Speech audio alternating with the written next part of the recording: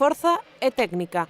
Iso é o que se necesita para facer a pisada castaña de forma tradicional, unha costume que, unha vez ao ano, recuperan en Froxán. A xente nacida do ano 70 para cá non coñecía como chama o proceso da castaña. Eles pensaban que toda a vida fora feita con unha máquina, non? Entón, falando que a xente maior de aquí do pobo, lle comentamos o tema, mira, tiñamos que recuperar a pisa de xeito tradicional, como se fixo durante tantos séculos por aquí, e nada, poñer en valor isto é que se siga mantendo.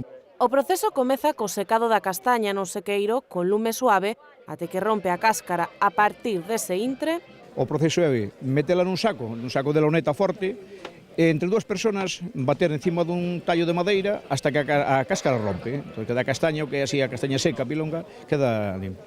Logo de aí o proceso continúa co abandoxado para deixala limpa, non? Para facer como chaman de que se saca a cáscara esa que sale do rompela e que queda a castaña completamente limpa.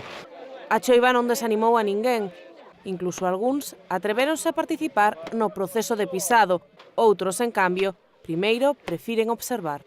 Froxán si é a primeira vez, mas eu son dai dunha aldea daqui do Courel, de Ferramolín, e pisaba tamén de rapaz, pisábamos así as castañas desta maneira.